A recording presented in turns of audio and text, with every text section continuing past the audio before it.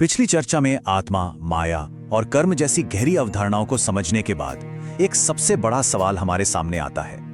देखिए, हमारा मन ये एक ऐसी ताकत है जो या तो हमें बुरी तरह उलझा सकती है या फिर पूरी तरह आजाद कर सकती है। तो आखिर इस मन को समझा कैसे जाए? सच कहूं तो ये एक ऐसी पहेली है जिसने सदियों से इंसान को सोचने पर मजबूर किया है। आइए इस विश्लेषण में इसकी गहराई में उतरते हैं। अब यहाँ सबसे बड़ी गलतफहमी दूर करना बहुत जरूरी है। क्या ध्यान या मेडिटेशन का मतलब सिर्फ आंखें बंद करके बैठ जाना है, या क्या ये सिर्फ पहाड़ों पर बैठे साधु सन्यासियों के लिए है? बिल्कुल नहीं, ये एक बहुत बड़ा मिथ है। असल में ध्यान दुनिया से भागने का कोई रास्ता नहीं है, बल्कि ये हर उस इंसान की सबसे बड़ी जरूरत है जो अपनी जिंदगी में स्पष्टता और सही दिशा चाहता है। जरा आज के आधुनिक मन की हालत पर गौर कीजिए। हम शांति से अपना काम करने बैठते हैं और तभी एक मोबाइल नोटिफिकेशन हमारा ध्यान भटका देता है। सोशल मीडिया का शोर, कल क्या होगा इसका लगातार डर, भारी स्ट्रेस और दूसरों से खुद की तुलना। हमारा मन कितनी तेजी से भाग रहा है ना, ये एक सेकंड के लिए भी एक जगह टिक नहीं पाता, बस एक अनंत दौड़ चल रही है। तो यहाँ सबसे जरूरी बात यह है कि ध्यान की असली परिभाषा को समझा जाए। ध्यान का मतलब चुपचाप बैठना या सच्चाई से मुंह छिपाना बिल्कुल नहीं है। असल में ये एक बहुत ही गहरी, सक्रिय और अंदर की तरफ देखने वाली जागरूकता है। ये खुद को, अपनी कमजोरियों को और इस दुनिया को बिल्कुल साफ साफ देखने की क्षमता है। ये एक जागृत अवस्था है, जीवन से भागना नहीं। इस संदर्भ में इस प्राचीन वैदिक ज्ञान पर ध्यान देना बहुत दिलचस्प है। कठोपनिषद का ये श्लोक पूरी श्रद्धा और गहराई के साथ बताता है कि जब तक हमारी इंद्रियां और मन पूरी तरह से शांत नहीं होते, तब तक किसी भी उच्च अवस्था तक नहीं पहुंचा जा सकता। ये स्थिरता कोई आम बात नहीं है, यही वो ठोस नींव है जिस पर सच्चे ज्ञान की इमारत खड़ी होती है। और इस कॉन्सेप्ट को समझने के लिए पानी का उदाहरण सबसे बेहतरीन है। देखिए, अगर पानी लगातार हिल रहा है तो उसमें कोई भी चीज साफ नहीं दिखती, सब धुंधला हो जाता है ना? ठीक इसी तरह एक अशांत मन सच्चाई को छिपा देता है, लेकिन जैसे ही पानी बिल्कुल शांत होता है, उसमें अपना अक्स एकदम साफ नजर आता है। बस एक शांत मन के जरिए ही हम जिंदगी को बिना किसी भ्रम या इल्यूजन के देख सकते हैं। मुंडक उपनिषद का यह विचार इस बात पर और जोर डालता है। वेदों में शांत और संयमित मन को कोई बस अच्छा विकल्प या ऑप्शन नहीं माना गया है, बल्कि सत्य को महसूस करने के लिए ये एक बेहद कड़ी शर्त है। सीधे शब्दों में कहें तो बिना संयम के ज्ञान की गहराइयों को छूना लगभग नामुमकिन है। और सबसे कमाल की बात तो यह है कि आज का आधुनिक विज्ञान भी इन वैदिक सिद्धांतों से पूरी तरह सहमत है। ध्यान सिर्फ कोई धार्मिक क्रिया नहीं है। साइंस आज लगातार ये साबित कर रहा है कि इससे हमारे शरीर में स्ट्रेस लेवल कम होता है, हमारा फोकस यानी एकाग्रता कई गुना बढ़ जाती है और हमारा इमोशनल बैलेंस बेहतर होता है। यानी इन प्राचीन सच्चाइयों के हमारी रोजमर्रा की जिंदगी में बहुत ही प्रैक्टिकल और प्रूवन फायदे हैं। आइए इस पूरी कड़ी को एक बहुत ही शक्तिशाली और प्राचीन रूपक से जोड़ते हैं। एक ऐसे रथ की कल्पना कीजिए जो बड़ी तेजी से दौड़ रहा है। यहाँ हमारा शरीर वो रथ है, मन उसकी लगाम है और इंद्रियां उस रथ को खींचने वाले घोड़े हैं। सोचिए, अगर सारथी इन पर से अपना कंट्रोल खो दे तो क्या होगा? एक भयंकर दुर्घटना पक्की है।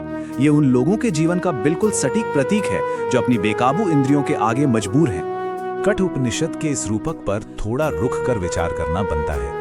शरीर रूपी रथ, मन रूपी लगाम और इंद्रियां रूपी घोड़े, ये सच में एक बहुत ही गंभीर विचार है। ये साबित करता है कि अगर हमारी मन रूपी लगाम मजबूत और हमारे नियंत्रण में नहीं है, तो ये इंद्रियां किसी बेकाबू घोड़े की तरह भागेंगी और जीवन को बुरी तरह पटरी से उतार देंगी। तो अब सवाल आता है कि इस फिलॉसफी को अपनी लाइफ में प्रैक्टिकल तरीके से कैसे उतारा जाए। इसके कुछ बेहद आसान कदम हैं। सबसे पहले एक शांत जगह पर बैठना, अपनी रीढ़ की हड्डी यानी स्पाइन को बिल्कुल सीधा रखना और धीरे धीरे अपनी सांसों पर ध्यान लगाना। लेकिन यहाँ सबसे जरूरी है चौथा कदम। जब दिमाग में विचार आए तो उनसे लड़ना नहीं है, उन्हें रोकना नहीं है, बल्कि उन्हें बस एक दर्शक बनकर देखना है।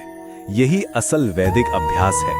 सोचने और जागरूक होने के बीच का ये फर्क समझना बहुत जरूरी और दिलचस्प है। इसे एक उदाहरण से समझते हैं। मान लीजिए गुस्सा आता है। अब बिना सोचे समझे गुस्से में कुछ भी बोल देने या कर गुजरने के बजाय बस एक पल के लिए रुकना और ये देखना कि हाँ, मुझे गुस्सा आ रहा है। यही तो सच्ची जागरूकता है। ये खुद को अंधी प्रतिक्रिया यानी ब्लाइंड रिएक्शन से बचाने का एक जबरदस्त तरीका है। भगवत गीता के 6 अध्याय का ये श्लोक इस पूरे विषय का एक अटूट आधार है। एक अस्थिर और भटकता हुआ मन हमेशा और हमेशा सिर्फ भ्रम और दुखी पैदा करेगा। जिंदगी में अगर सच्ची शांति चाहिए तो वो कोई बाहरी चीज नहीं है जिसे बाजार से खरीदा जा सके। ये पूरी तरीके से मन की मास्टरी और मानसिक नियंत्रण पर निर्भर करती है। इसे और थोड़ा क्लियर करने के लिए धूल से भरे एक आईने के बारे में सोचते हैं। अगर आईने पे बहुत सारी धूल जमी हो तो जाहिर है उसमें किसी का चेहरा साफ नहीं दिखेगा। ध्यान एक तरह से उस आईने को साफ करने की लगातार चलने वाली प्रक्रिया है। जैसे जैसे मन पर जमी विचारों और उलझनों की धूल साफ होती है, वैसा वैसा हमारा असली स्वभाव और हमारी सच्ची पहचान पूरी तरह से सामने आने लगती है। उपनिषद लगातार घूम फिर के इसी एक सबसे बड़े सत्य की ओर इशारा करते हैं। जैसा कि छांदोग्य उपनिषद में बताया गया है, मन को शुद्ध और साफ रखना कोई छोटी मोटी बात नहीं है। ये खुद को जानने और अपने असली स्वरूप को महसूस करने का अकेला द्वार है। एक स्पष्ट और साफ मन ही आत्मज्ञान का असली रास्ता है। पर यहाँ एक बात का ख्याल रखना होगा, ये सब कुछ रातों रात जादू की तरह नहीं होता। ठीक वैसे ही जैसे शरीर की मसल्स को मजबूत बनाने के लिए जिम में लगातार मेहनत और एक्सरसाइज करनी पड़ती है, बिल्कुल वैसे ही अपने मन को स्थिर और मजबूत बनाने के लिए ध्यान का अनुशासित और नियमित अभ्यास बहुत जरूरी है। ये एक कंटिन्यूअस सफर है।